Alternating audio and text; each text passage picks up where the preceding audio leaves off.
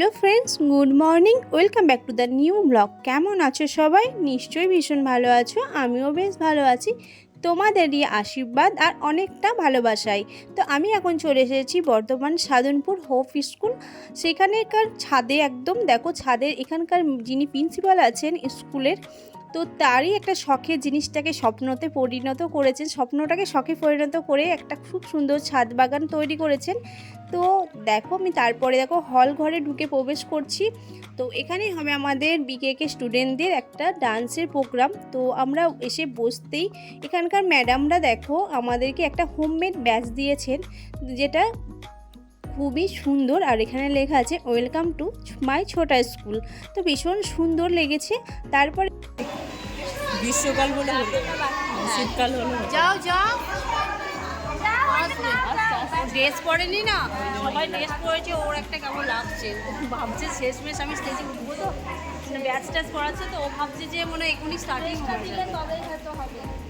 তো বাচ্চাদেরকে দেখো ম্যামরাই, ওখানকার স্কুলের ম্যাডামরাই নিজেরা ওই ব্যাচটাকে পিন আপ করে দিচ্ছেন কত যত্ন সহকারে। এই স্কুলের ম্যাডামগুলোর তো তুলনাই হয় না। আর এখানে যে দিল্লি থেকে যে ম্যাডামগুলো এসেছেন, তো তারাই বাচ্চাদের সঙ্গে একটু ইন্ট্রোডিউস করে নিচ্ছেন খুব সুন্দরভাবে।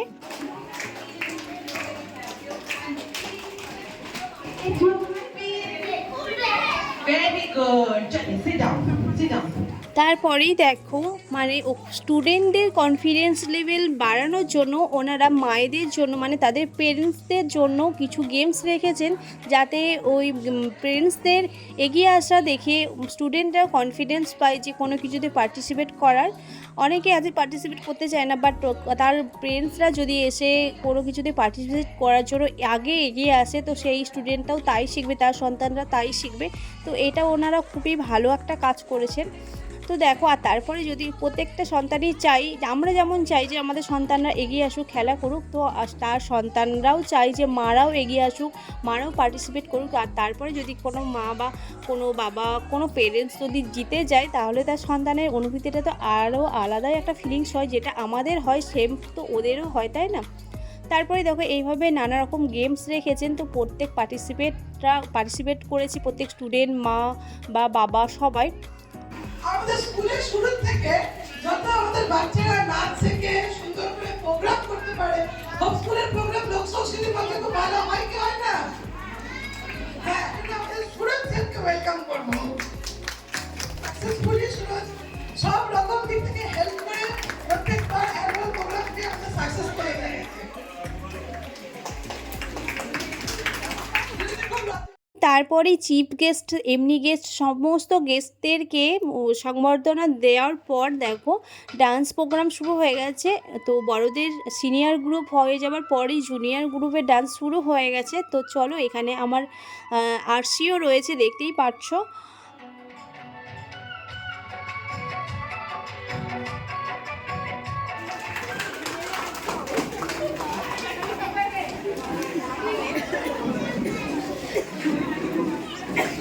এত সুন্দর ডান্স পারফরম্যান্সের জন্য বিকেকে ডান্স টিমকে অনেক ধন্যবাদ জানাই।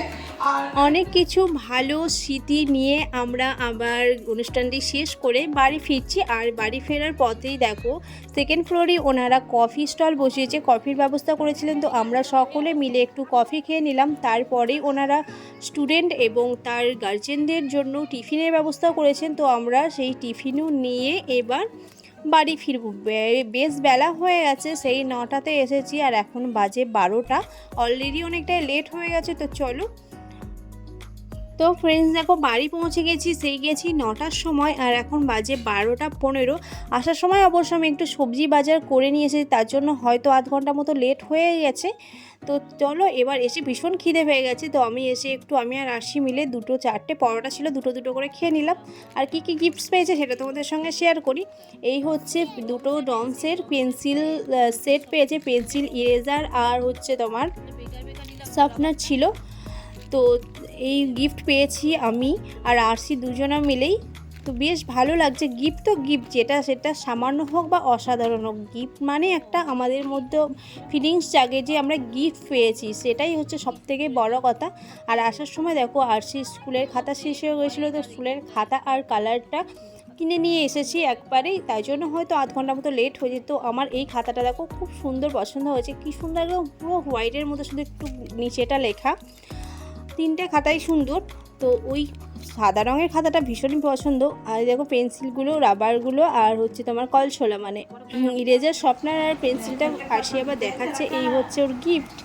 তো ভীষণই ভালো, ওর পছন্দের মতো গিফট দিয়েছে। ওকে যদি কেউ পেন গিফট করে, কালার গিফট করে, ওগুলো ওর ভীষণ পছন্দের। ওকে যদি একটা চকলেট গিফট করায় তার থেকে খুশি ও একটা পেন গিফট করলে হয়।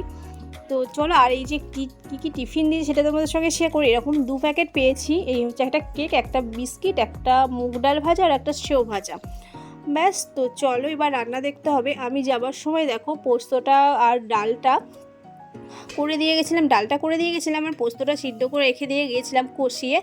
তারপরে টাইম হয়ে গিয়েছিলো, সান যেহেতু স্কুলে যাবে আজকে, তো সানির ভাত করেছিলাম, সানি খেয়ে গেছে আর একটুখানি রয়েছে। ভাত, আলু ভাতে ওর টিফিন, পরোটা, আলু ভাজা সমস্তটাই করে দিয়ে গিয়েছিলাম।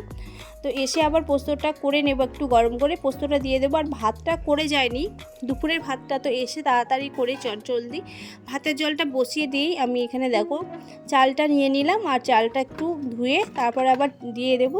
তো ভাতটা হলেই আমাদের কমপ্লিট, আর কিছু করব না। আর আসার সময় যেহেতু একটু বাজার করেছিলাম, তো ভাবলাম একটু ঢেঁড়স সিদ্ধ করবো আলাদা করে।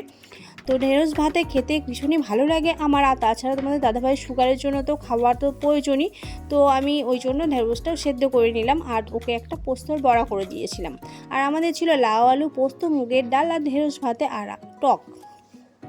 ব্যাস এইটুকুনি ছিল আজকের রান্না, আর কিছু বেশি বাড়াতে যায়নি।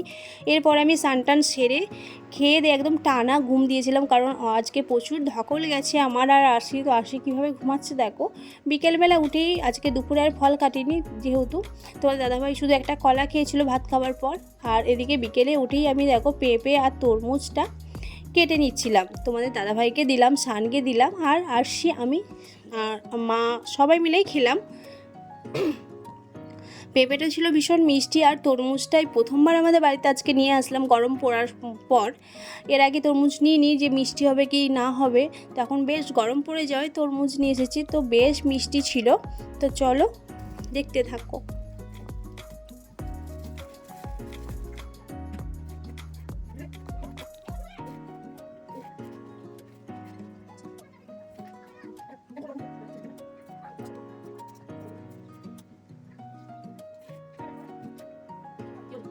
তো এইখানে দেখো ফলগুলো কেটে দিয়েছি, পেঁপে আর তরমুজ। পেঁপেটাও ভীষণ লাল ছিল, তরমুজটাও ভীষণ লাল আর ভীষণই মিষ্টি ছিল, দুটো ফলই। কি হয়েছে মাম্মু? মুখটা না কেন বাবা, এখানে আবার শুতে এলি?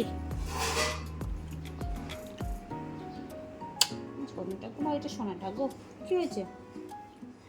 তো আশিকে তরমুজের বীজগুলো বার করে দিতে হয়, না হলে ও খেতে পারে না। তো আমি দেখো ওকে বীজগুলো আলাদা করে ছাড়িয়ে পিস করে কেটে দিয়েছি, যাতে ওর খেতে কোনো রকম অসুবিধা না হয়।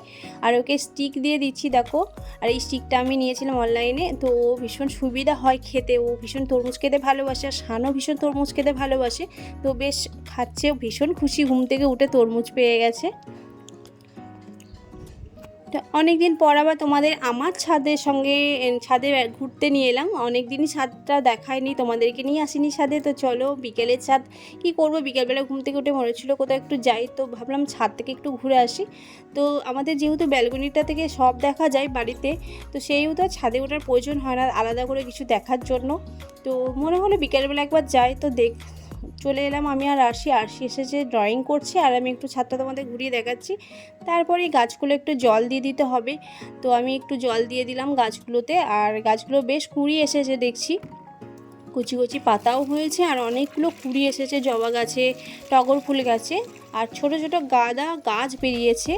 তো তুলসী গাছ, জবা ফুল গাছ, তারপরে টগর ফুল গাছ, গাঁদা গাছও এখন বেরিয়েছে, যদিও গরমে গাঁদা ফুল ফুটবে না। তো চলো তোমাদেরকে দেখাই ছোট গাছগুলোকে।